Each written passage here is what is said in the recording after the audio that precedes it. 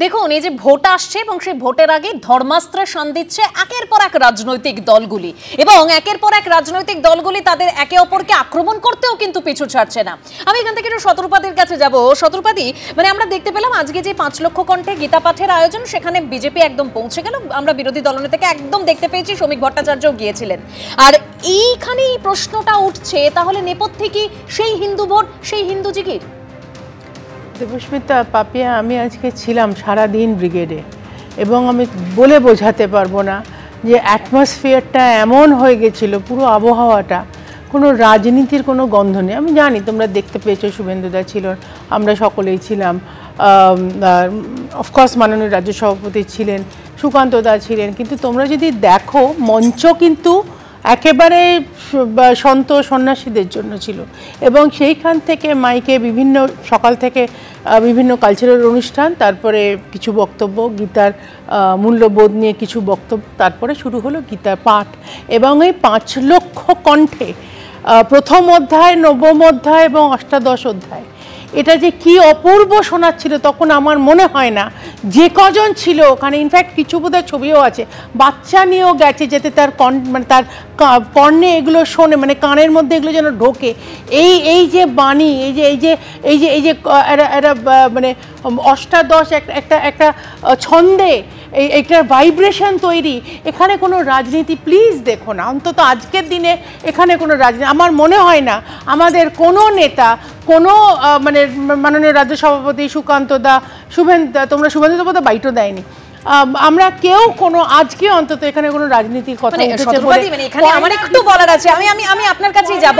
এখানে আমরা কিন্তু রাজনীতি দেখছি না শতরূপাদি। কার্তিক মহারাজের বক্তব্য আপনি শুনেছেন আজকে নিশ্চয়ই, ওখান থেকেই ওই গীতা পাঠের আয়োজন থেকেই কিন্তু বাংলার পরিবর্তনের ডাক দেওয়া হয়েছে। কার্তিক মহারাজ কি বলেছে তোমরা বারবার দেখাচ্ছ কার্তিক মহারাজের, আমি ইনফ্যাক্ট ছিলাম মাঠে।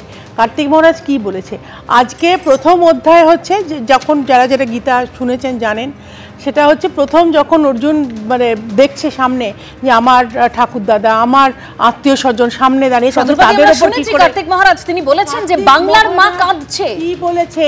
আমি সেটাই তো বারবার বলছি। নবম অধ্যায়ে যখন পড়ানো হচ্ছে, মানে শোনানো হচ্ছে, সেটা হচ্ছে এন্টায়ার রাজধর্ম। উনি সেইখান থেকেই কিন্তু একই কথা বলেছেন যে যেখানে বাংলার মা, মানে পশ্চিমবঙ্গ, ভারত মাতা, পশ্চিমবঙ্গ, বাংলার মাটি কাঁদছে, তো সেখানে এই ধর্ম অবলম্বন করে রাজধর্ম পালন করা দরকার। এবং যদি মনে হয় যে আমাদের ধর্মের ওপর বারবার হানি আসছে, যেটা কন্টিনিউয়াসলি মুখ্যমন্ত্রী করে যান, তো সেইখানে ন্যাচারালি বলা হয়েছে অস্ত্র শস্ত্র সব কিছু নিয়ে নিজের বিদ্যে বুদ্ধি, নিজের এন্টায়ার পার্সোনালিটি ঠিক করে তারপর সেখানে যুদ্ধে নামা দরকার। এখানে কোথাও কোনো পলিটিক্যাল হাতে অস্ত্র নিয়ে যুদ্ধে নেমে যাবে শতরূপাদি বলছেন। এখান থেকে কোনো মন্ত্রোচ্চারণ করা হয়েছে, কিন্তু রাজনীতির অর্থ উচ্চারণ করা হয়নি। আমি এখানেই অর্ণবের কাছে আসবো। অর্ণব, তাহলে কেন রাজনীতি খোঁজা হচ্ছে, কেন রাজনীতি খুঁজছে তৃণমূল? কোনো রাজনীতি এখানে নেই, শতরূপাদি পরিষ্কার করে দিচ্ছেন। কিন্তু আমরা যে ধীরেন্দ্র কৃষ্ণ শাস্ত্রীকে বলতে শুনলাম যে হিন্দু রাষ্ট্রের বিউগল বেজে গেল, এই মঞ্চ থেকেই তো শুনলাম। প্রথম কথা হচ্ছে তৃণমূল বলছে কা নয়, প্রথম কথা হচ্ছে এইটাই যে ওরা আসলে যেটা করছেন, যেটা ওরা গত 40 বছর ধরে ভারতের মাটিতে করে এসেছেন, সেটা হচ্ছে যে ধর্মকে সামনে এগিয়ে দিয়ে আসলে একটা রাজনৈতিক ডিভিডেন্ড পাওয়া এবং আসলে একটা রাজনৈতিক যুদ্ধ, সেই যুদ্ধটাকে সামনে এগিয়ে নিয়ে যাওয়া। এই যে শতরূপাদি একটু আগে বললেন না যে নবম অধ্যায় আজকে পাঠ করা হচ্ছে, নবম অধ্যায় হচ্ছে রাজবিদ্যা রাজ গুহ্যযোগ। আমি সঙ্গে করে নিয়ে এসেছি গীতা আজকে এখানে। এই নবম অধ্যায়ের মধ্যে একটি অদ্ভুত সুন্দর কথা রয়েছে, সমহং সর্বভূতেষু। এটা আমি সর্বভূতে সমদর্শী। এই যে আমি সর্বভূতে সমদর্শী কথাটার মধ্যেই ঈশ্বর যে আসলে নিরপেক্ষ, ভগবানের যে নিরপেক্ষতা, সেই নিরপেক্ষতা এখানে কিন্তু সবচেয়ে বড় করে রয়েছে। তাহলে সেই জায়গায় দাঁড়িয়ে কখনোই গীতা কখনোই এইরকমভাবে ব্যবহৃত হতে পারে না যে এটা কোনো একটি কমিউনিটি বা কোনো একটি ধর্মগোষ্ঠীর একটি গ্রন্থ এবং তার মধ্যে দিয়ে অন্য কারোর বিরুদ্ধে যুদ্ধ তৈরি হতে হবে। এটা একটা দিক, এটা একটা দিক। এবং তার সঙ্গে না, ঠিক কথা, আমি তার সঙ্গে সঙ্গে আমি একটু জুড়ে দিচ্ছি তার সঙ্গে। সেটা হচ্ছে গতকাল আমরা আবার দেখেছি যে বাবরি মসজিদের উদ্বোধন হয়েছে, বাবরি মসজিদের শিলান্যাস হয়েছে, এবং সেটা করেছেন হচ্ছে হুমায়ুন করেছেন ওখানে ইয়েতে, মুর্শিদাবাদে করেছেন বেলডাঙ্গায়। সেখানেও দেখুন কতখানি এরা যে প্রত্যেকে আসলে ধর্মকে ব্যবহার করছেন সম্পূর্ণ রাজনৈতিক স্বার্থসিদ্ধির জন্য। কি করে বোঝা যায়?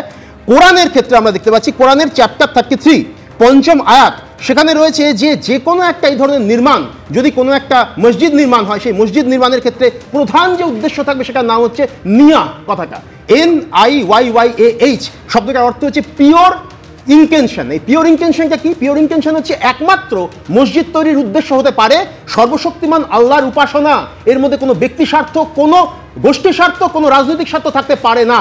তার মানে এই যে দুটো অংশ, এই দুটো অংশ আসলে একে অপরের পরিপূরক। আমরা অতীতেও দেখেছি যে যখন হিন্দু মহাসভা এবং মুসলিম লীগ যখন জোট সরকার করেছিল সিন্ধ প্রদেশে, যখন উত্তর পশ্চিম ফ্রন্টিয়ার প্রদেশে করেছিল, এবং তারা এই যে রাজনীতিটা এখানে ঠিক পরিষ্কার হলো না, কালকে বলবেন শতরূপাদি বলবেন আরো বেশি করে একটা রাজনীতি আরেকটা রাজনীতিকে আরো বেশি করে অর্ণব, তাহলে কালকে হুমায়ুন কবির যেটা করেছেন অন্যায় করেছেন। হুমায়ুন কবির যেটা করেছেন সেটা সম্পূর্ণ রাজনৈতিক উদ্দেশ্যে করেছেন। আজকে সনাতন সংস্কৃতি সংসদ যেটা করছেন সেটা আসলে মন্দির তৈরিতে কোনো আপত্তি নেই, বাবরি মসজিদ বা মন্দির তৈরিতে কোনো আপত্তি নেই, দল বিরোধী কাজ করেছেন তাই সাসপেন্ড করা হয়েছে। যদি এই অংশটা অর্থাৎ বাবরি মসজিদের শিলান্যাসটা দল বিরোধী হয়, তাহলে শুধু সাসপেন্ড করেই কেন ক্ষান্ত রইল তৃণমূল? এই প্রশ্ন তো উঠবে। না, কোথায় এখানে সাসপেন্ডটাকে করা হয়েছে তার পাশাপাশি অন্তত দলীয়ভাবে বারবার করে, কালকেই কিন্তু আপনাদের মনে থাকা দরকার, 6 ডিসেম্বর কলকাতার রাস্তায় সর্বধর্ম সমন্বয়ের মিছিল করেছে হচ্ছে তৃণমূল কংগ্রেস, এবং সেখানে গান্ধী মূর্তির পাদদেশে সেখানে কিন্তু সেখানে সভা করা হয়েছে। সেখান থেকে পুরোটা না, আপনি এটাকে স্ক্রিপ্টেড বলছেন কেন? আপনি এটাকে কেন স্ক্রিপ্টেড বলছেন? যখন আমি বলছি যে এখানে হুমায়ুন কবির যখন ওই কাজটা করছেন সেটার মধ্যে একটা রাজনৈতিক উদ্দেশ্য রয়েছে, এবং উনি কি বলছেন? উনি বলছেন আমি যদি বিজেপিও আসে একবার বিজেপিকে দেখে নেব। তার মানে উনি আসলে বিজেপি লিখে দেওয়া স্ক্রিপ্ট, বিজেপি লিখে দেওয়া স্ক্রিপ্ট আক্রমণ পাল্টা আক্রমণ চলছে। কিন্তু দেখুন, এই যে 5 লক্ষ কণ্ঠে গীতা পাঠের আজ অনুষ্ঠান হলো, সেখান থেকে পরিবর্তনের ডাক উঠল। ইঙ্গিতপূর্ণ মন্তব্য শোনা গেল সাধু সন্তদের একাংশের গলাতেও। অনুষ্ঠানে মুখ্যমন্ত্রীকে আমন্ত্রণ জানানো হলেও তিনি আসেননি। দেখুন।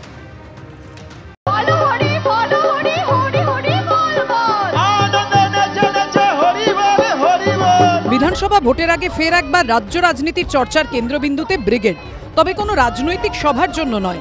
রাজনীতি চর্চার জায়গায় রবিবার হয়ে গেল ধর্ম চর্চা, তবে সেখানেও বাদ গেল না রাজনীতি। ধর্মের আবেগে মিশল রাজনীতির রং, উঠল পরিবর্তনের ডাক।